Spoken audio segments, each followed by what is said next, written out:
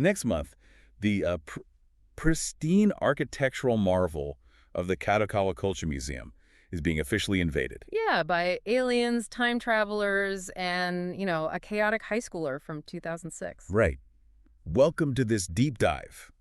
Today we are exploring the massive 20th anniversary exhibition for a true cultural juggernaut.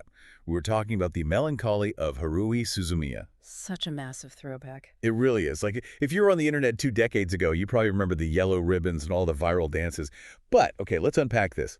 Why is a 20-year-old anime taking over a literal high culture space today? Well, it's a huge leap, right? Going from early internet forums to high art. Yeah. The festivities are landing at Tokorozawa Sakura Town, and this isn't just like a handful of posters on a wall. Oh, they're going all out. Exactly. They are pulling out rare Kyoto animation materials that honestly haven't seen the light of day in years. Mm-hmm. I mean, original illustrations, early character drafts, all of it. Wait, aren't they building a room too? Yes. They are actually building a meticulously detailed one-to-one recreation of the SOS Brigade club room right inside the museum space. Wow. It sounds like they're treating a high school anime club room like an actual archaeological dig site. Like, where fans can forensically examine the physical artifacts of a digital revolution. That is a great way to put it. But honestly, I have to challenge this setup a bit. Because Haruhi was essentially a digital forum-based phenomenon, right? Oh, completely. So dropping hundreds of dollars on a physical yellow headband in a brick-and-mortar museum feels like, I don't know, a wild leap from solving timeline puzzles on mid-2000s message boards. Is a physical gallery really the best way to celebrate it? I get that. But what's fascinating here is that the physical craftsmanship is exactly what enabled the digital obsession in the first place. How so? Yes, the fandom exploded online, but the reason it captured everyone's attention was its visual fidelity. The work Kyoto Animation did back then, it actually still rivals modern blockbusters. Oh, absolutely. Yeah. The animation was insane for television at the time. Right.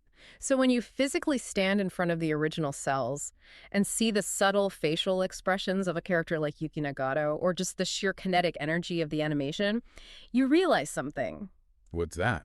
The art wasn't just pretty to look at. It was a crucial, functional tool for the audience. Oh, right. Because the physical art essentially fueled the digital fandom. Here's where it gets really interesting, because the creators originally broadcast the episodes completely out of chronological order. Without telling anyone. Exactly. They didn't tell a soul. And they could only get away with that because Kyoto Animation's physical backgrounds and character details were meticulously consistent enough to act as clues. Yes, they basically turned passive viewing into an active multiplayer internet game. Fans were literally forced to go to message boards to piece together the true timeline by tracking minute details. Like the changing background seasons or specific character outfits. If we connect this to the bigger picture, that mechanism is why Haruhi literally wrote the blueprint for modern fandom. It really did rewire how we consume media. Totally. Before 2006, anime consumption was just, much more straightforward. But by breaking the timeline, Haruhi taught audiences how to aggressively theorize on forums. Right, it trained a whole generation of fans to engage with meta-commentary. And frankly, it taught them how to endure avant-garde storytelling. Just look at the infamous Endless 8 arc. Oh man, the Endless 8. Right, where the exact same summer events played out over 8 nearly identical episodes. A collective trauma we all shared. But that shared trauma built a community. It wasn't just about watching a show, it was about participating in a cultural event. Exactly. Which is why the Hair Here Yukai dance didn't just stay in the ending credits. It practically invented the modern viral video challenge before we even had the infrastructure for it. And this brings us back to why the physical exhibition in 2026 is so vital. The real insight here is that early internet culture is incredibly fragile. That is so true. The 2006 forums where Haruhi went viral, they are mostly gone. Yeah, largely deleted or archived into obscurity, or they're just dead links now. We actually need brick-and-mortar museums to physically anchor these massive cultural moments because the digital ether they were born in no longer exists. So what does this all mean? It means we have to preserve the artifacts of the internet in the real world.